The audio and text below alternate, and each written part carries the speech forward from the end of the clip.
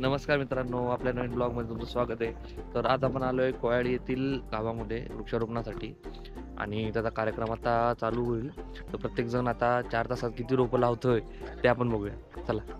वृक्षारोपण म्हणजे नेमकं काय? वृक्षारोपण म्हणजे झाडे लावण्याची आणि त्यांची वाढ करण्याची क्रिया. यात वेगवेगळ्या प्रकारची झाडे लावली जातात, जसे की व्यावसायिक वापरांसाठी किंवा पर्यावरणाच्या फायद्यासाठी. आजूबाजूचा परिसर तुम्ही पाहू शकता. खूप छान परिसर आहे आणि आता आमचा जो उपक्रम आहे तो 4 तासाचा आहे. 4 तासात जास्तीत जास्त झाडं लावली गेली पाहिजेत, हाच आमचा टार्गेट आहे. तर बघू आता या दिवसात की प्रत्येक जणांकडनं किती झाडं लावली जातात. तिथं आम्ही एकूण 400 पिंपळ, लिंब, आवळा, कांचन, शमी, शिरस ही झाडे लावणार आहोत. वृक्षारोपणासाठी लागणारं साहित्य हे आमच्या सोबतच होतं. बघू शकता तुम्ही, वृक्षारोपणाला सुरुवात झालेली आहे आणि प्रत्येकजण आपला प्रत्येक एक एरिया घेऊन प्रत्येकजण वृक्षारोपण करत आहे. जसं पोलीस साहेबांनी सांगितलं आपल्याला की वृक्षारोपण कसं केलं पाहिजे, ती झाड लावायची पद्धत त्यांनी आपल्याला सांगितली होती, तशीच फॉलो करूनच हे करायचे. तुम्हाला एक प्रश्न पडला असावा की आम्ही फक्त जंगली झाडे का इथं लावतोय? याचं कारण ही झाडे कोणत्याही वातावरणात जगू शकतात आणि आमचे ध्येय एवढंच आहे की जेवढी झाडे आम्ही लावतोय ती जगली पाहिजेत. त्या पद्धतीनेच आम्ही वृक्षारोपण करत आहोत. ही झाड लावण्यापूर्वी याच्याकडे जी प्लॅस्टिकची पिशवी आहे, ती पिशवी हळूहळू पूर्णपणे मोकळी करून घ्यायची. ही मोकळी करत असताना झाड मातीपासून मोकळं होणार नाही याची काळजी घेत ही पिशवी पूर्णपणे काढायची आणि पिशवी काढून झाल्यानंतर हे झाड आहे या स्थितीमध्ये आपण जमिनीमध्ये लावायला मोकळं होतं. झाड लावल्यानंतर त्याच्या भोवताली पूर्ण माती ही करायची आणि नुसती माती टाकून उपयोग नाही. पूर्ण झाड भक्कमपणे उभं राहतं आणि जरी पाऊस आला किंवा हवा वाहिली तरी हवेमुळं पडत नाही. यासाठी त्याला चारही बाजूने असं दाबून हे झाड जमिनीमध्ये घट्ट हे करायचं.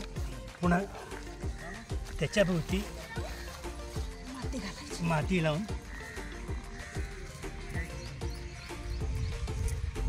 त्याला उत्तमपैकी आधार देऊन झाड लावून पूर्ण कर. सरांनी आत्ताच सांगितलं की कशा प्रकारे झाड लावलं पाहिजे आणि तेच लक्षात घेऊन आता मी एक झाड लावायचा प्रयत्न करत आहे.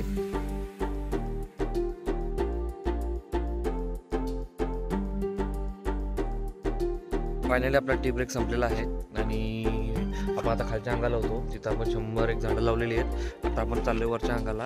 आपला टार्गेट आहे तो 200 झाडांचा आहे आणि व्हिडिओमध्ये तुम्ही बघितलं असेल की झाडची पद्धत लावायची कशी आहे, नाहीतर मग ती झाडं कशी लावली तर मग ती वाढ होत नाही त्याचा आणि ती लावण्याचा काही फायदा नाही आहे. त्यामुळे आता पुढचं टार्गेट बघूयात आपलं. चला. तिथल्या सरांनी वृक्षारोपण करण्यासाठी अजिबात झाडांची कमतरता भासू दिली नाही.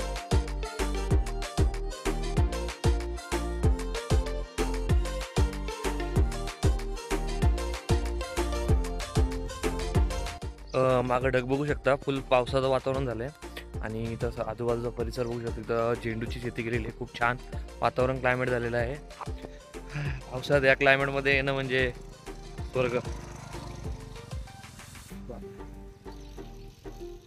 गावाकडं आणि शहराकडचा हातचा फरक आहे.